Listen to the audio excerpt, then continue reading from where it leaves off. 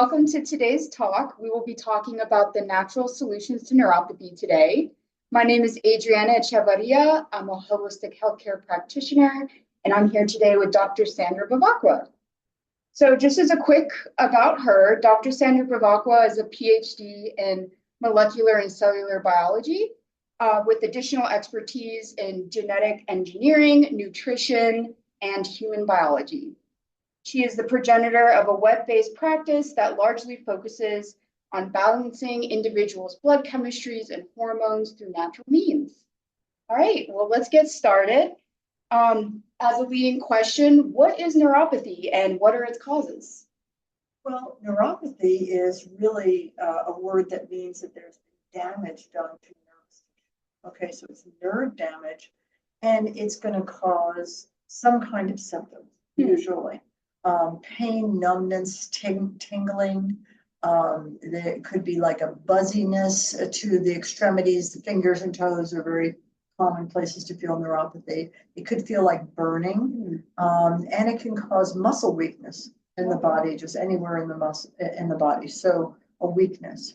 And if a person is dealing with neuropathy, sometimes they'll be able to pinpoint. They'll show you, here it is. It's like I feel it right here. But there can be, for instance, muscle weakness sometimes can be missed, and having a neurological exam to establish where the loss of function is sometimes can be very, very helpful. So, yeah, I mean, that's what it is. Right. And the causes are going to be usually something in the way of a toxin, something that has attacked the nervous system. So there can be environmental toxins that can really stress the kidneys and liver, and in severe cases, there may be kidney and liver failure that's associated with it. So there's buildup of toxins in the system. And it's worse for people that do not have the ability to sweat. Our skin is our biggest detoxification organ. And so if it's not working and allowing you to get rid of things, but it can be much worse for people that are having a hard time having bowel movement, because that's how we get rid of the toxins that our liver is collecting and getting out. Now, the liver is producing about a quart of bile every day. And so all the toxins go into that bile, and that's the majority of what bowel movement is actually made out of. So if you're not making bowel movement, and that should be happening 2 to 3 times a day with each meal, there should be bowel movement. So if a person is not able to get rid of what the liver is collecting, that can be a problem. It can definitely exacerbate problems with neuropathy. There are a lot of medications that are being used today that can cause neuropathy. And the main class of those medications is chemotherapy. And there are chemotherapy drugs that are being used to treat people with cancer. And they're also now more and more so using chemotherapy drugs in order to shut down the immune system of people that have autoimmune disease. Now, there are other ways to help that person with the autoimmune disease. Yet chemotherapy is being used on a regular basis, and it causes nerve damage. Nerve damage can also be caused by injury. All right, so a crushing blow or even amputation can cause neuropathy as well. Malnutrition, not having the right amount of nutrients to service the nerves, can also be associated with neuropathy. And one, I guess this would be in the toxin category. People that heavily drink alcohol, like real binge drinkers. I'm not talking about an occasional, glass of wine with a dinner, but somebody that really binges and does so infrequently or frequently, but very high levels of ethanol in the blood will also cause neuropathy. So again, that's a toxic exposure. Yeah, I'm very surprised because at least a majority of those ways that you can get it that you listed seem very common in today's world. And so just knowing what neuropathy is and what to do about it, I feel like is a very important topic that we should all know about. Right. And once the nerve damage is severe, where there's real obvious symptoms, it can take a long time for nerves to recover, and in some cases, they don't recover at all. So it's very important to jump on this and take care of and instigate healing quickly in order to not have permanent damage. Okay.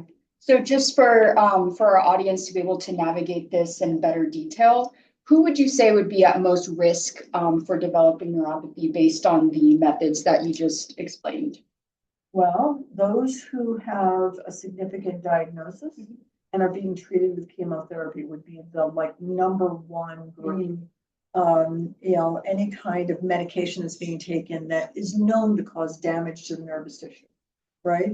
And then there's, then you also have people who have chronic high blood sugar. High blood sugar can damage the vessels, the blood vessels.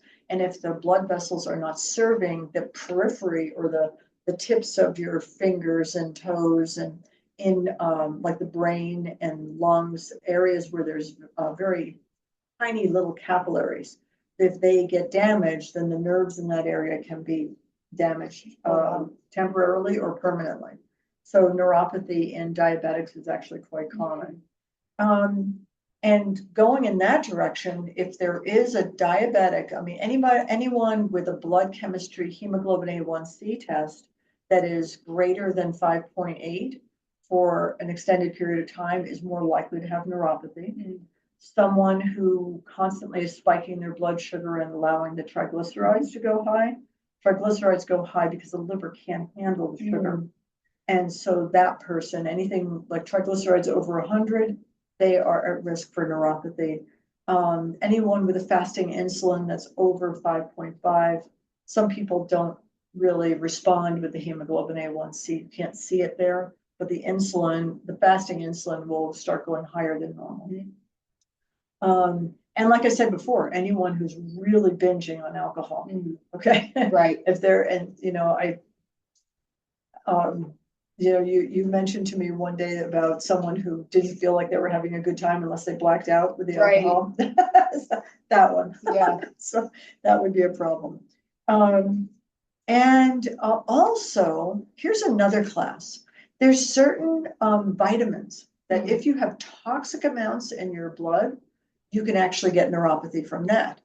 For instance, and we've had this conversation about B6, peroxidine 5-phosphate.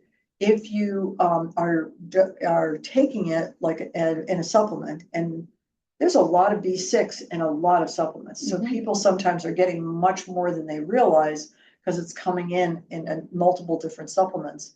B6 is super important for detoxification, but there are people that are really not good at processing their B6. They can't activate it. They can't they can't make it into a form that they can use really well, and it can build up in their system to extremely high levels, and that can cause neuropathy. So people taking supplementation and not getting tested to see if their levels are correct. And someone who has a known or unknown environmental toxin exposure, all right? And as you know, we've been doing a lot of testing in our office, and we're seeing a lot of chemical toxins in people, and they had no idea that they had exposure. So all of that, those populations are at risk. That's really good to know. So knowing who's at risk, what it is, what are some natural solutions one can use to either take care of their neuropathy or avoid getting neuropathy? So if there is neuropathy, it's already there. One of the best things from my point of view to do is to go ahead and do testing and find out what toxin is it that's extremely high levels. Is it a petroleum distillate? Is it, there's certain heavy metals that can cause neuropathy. Is it a chemotherapy drug? Do we know what it is? It's like, yes, I've been treated with this for this many years. Mold toxins can create many of the mold. When mold grows in water damaged buildings, if they put out spores, the spores can be taken in, and the mold toxin can accumulate in the body, And that can be another cause. So testing to see, has there been mold exposure? Are there toxins in the body? And these are simple urine tests, very, very easy to do.